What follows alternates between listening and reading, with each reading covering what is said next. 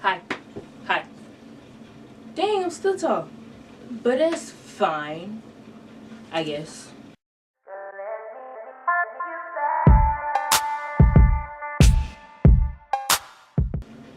Hey YouTube, it's Elise, and I will talk about today the past 10 years of me living on not one, but two college campuses, in which happened to just make up the most of my life, from 7 years old to now 17. So, stay tuned for the video. Let's get started. So, starting off in 2007, pretty rough. You wanna know why it was pretty rough? It was because I was a 7-year-old kid on a campus full of, grown kids. And you know what I mean by grown kids? Grown kids. Like, legally grown, but you still have that kid mentality. Like, kind of like my mentality, but except I was 7, they're like 18 to like 25. But I'm gonna be honest, it was pretty boring with those first few years because I would just be running around, really getting into stuff that I wasn't supposed to. Well, no, I wouldn't really batch out. I was just kind of like,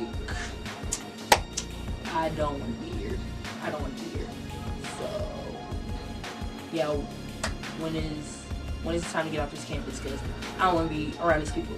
But anyway, I thought that it was, just some weird thing that I had about me that like was unique about me, but I didn't consider it as unique because who would have thought that just a kid that would just grow up on a college campus? No.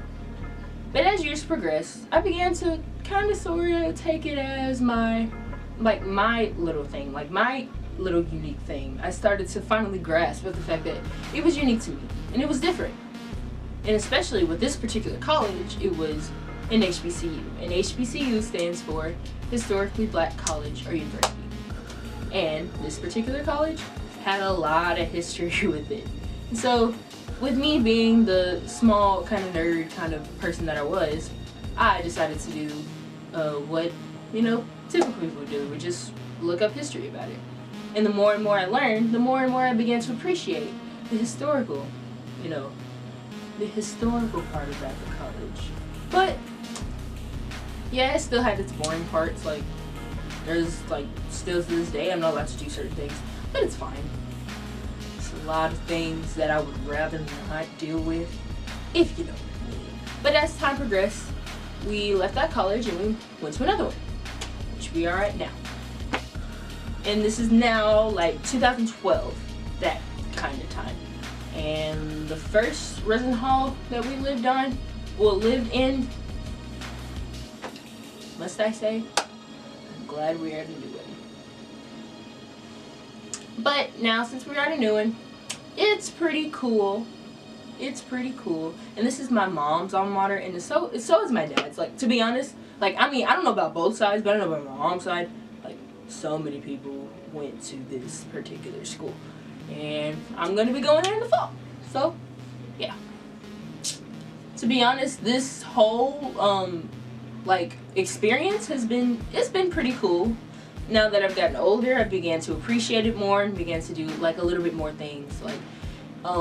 Getting the experience with elections and, homecoming. Homecoming is the best time to be on campus. And especially with both of the colleges that I've been on, I've always had a great time with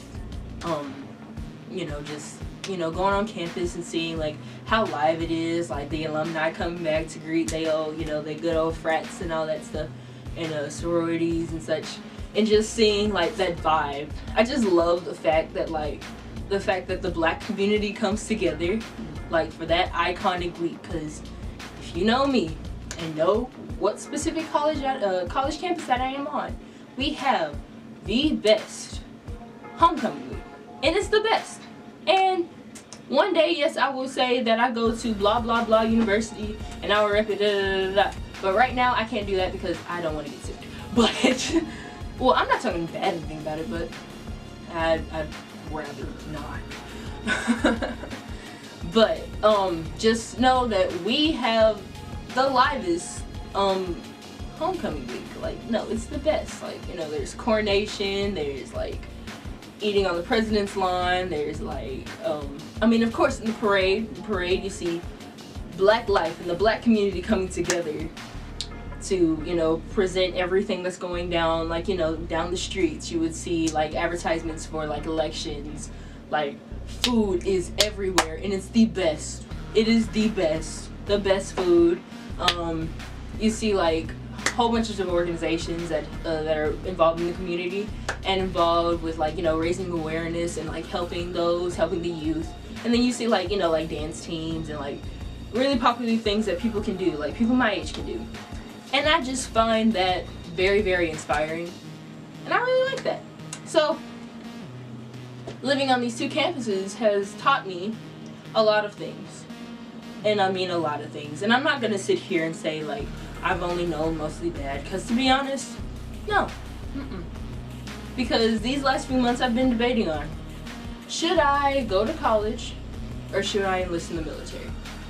And it's kind of like, now that I can finally grasp it, you can literally do the military at any point in your life as long as you're healthy and you're fine. With college life, and especially that HBCU life, there's the time to only do that really is now.